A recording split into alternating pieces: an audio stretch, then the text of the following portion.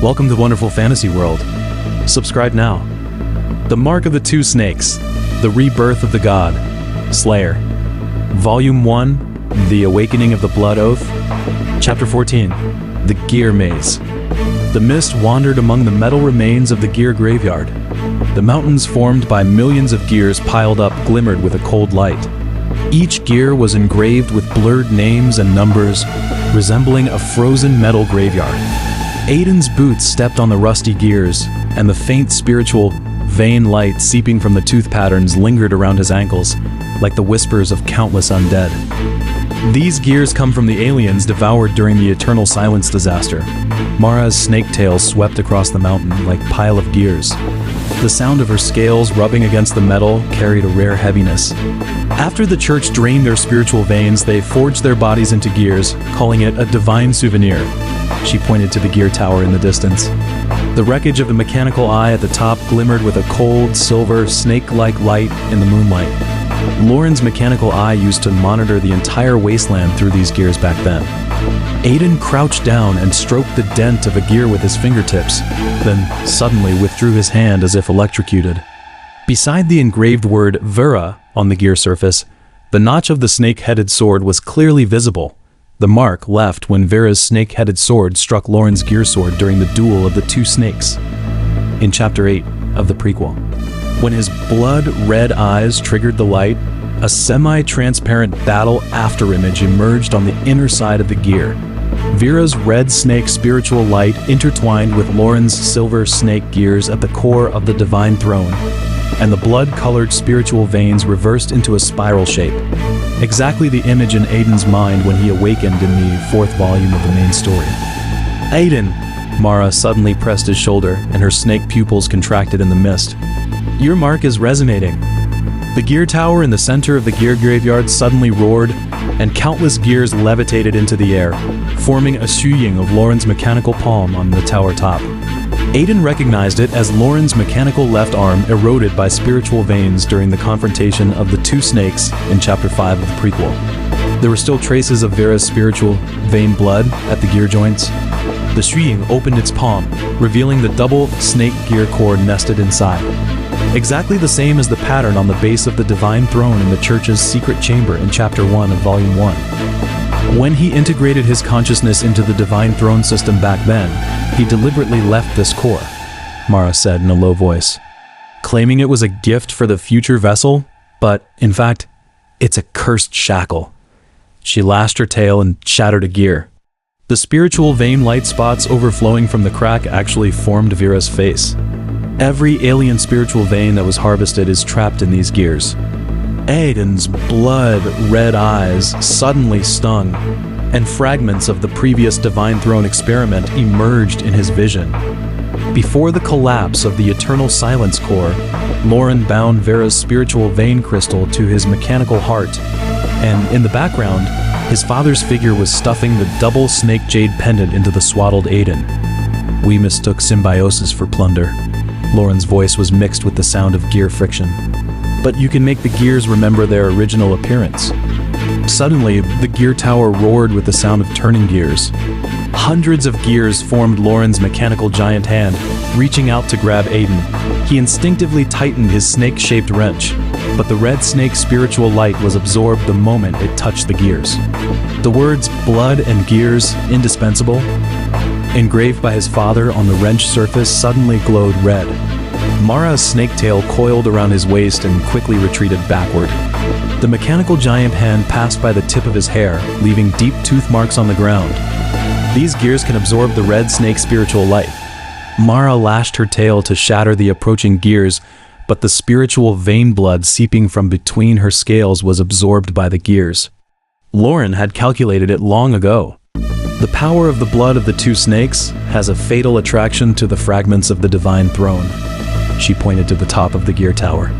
The core is there, hiding Loren's mechanical heart and Vera's spiritual vein crystal. The war puppet left by your father was forged with the gears here. Aiden suddenly remembered the scene in the tree hole of the ancient tree in Chapter 8. His father's work apron was covered with gear oil stains, exactly the same as the oil stains on the base of the gear tower. He touched the jade pendant on his chest, and for the first time the voice of the remnant soul Vera carried a tremor. When I watered the wasteland with my spiritual veins back then, Loren secretly engraved a curse on every gear. These gears are both tombstones and keys. The mechanical giant hand closed again. Aiden suddenly had an inspiration and smashed the wrench into the gear crack on the ground.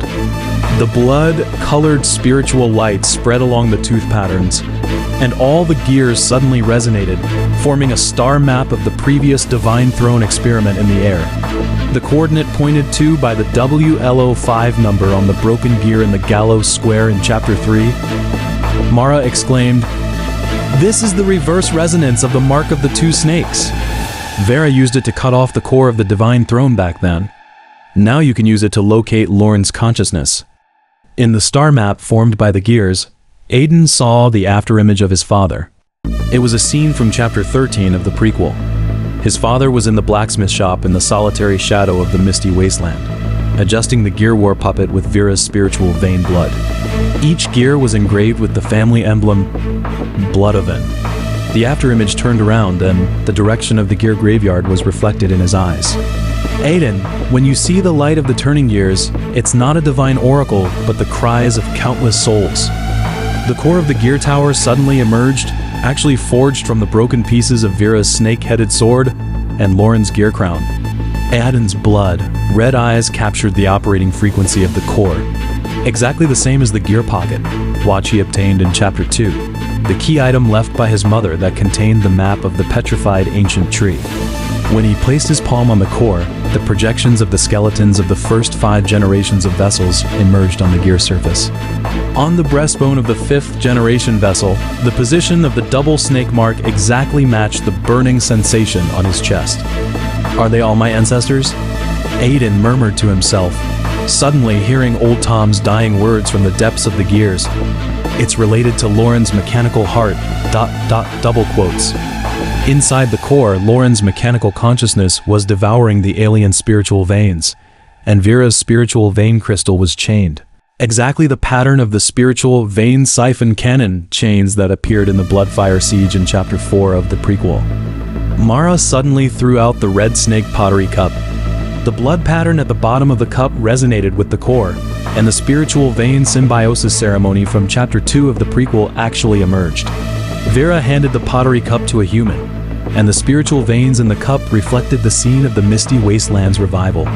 Back then, she taught us to coexist with the gears, Mara's voice choked. But Loren turned this gift into a shackle.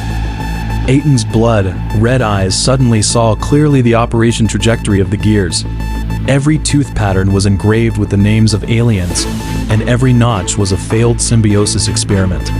He remembered the snake-shaped birthmark of the gallows boy in Chapter 3 and the raid plan shown by the black market merchant in Chapter 5. The church's century-long lies shattered in the reflection of the gears. They're not the spiritual vein thieves, he tightened his wrench, and the red snake spiritual light and the silver snake gear patterns emerged simultaneously for the first time. We are. The gear tower let out a dying wail. The spiritual vein energy gushing out from the core crack formed a double snake pattern on Aiden's arm, the materialization of the energy field during the confrontation of the two snakes in Chapter 5 of the prequel. He saw Loren's mechanical heart beating deep in the core, and the name, Irene Bloodoath, his mother's name, was engraved on the gear surface.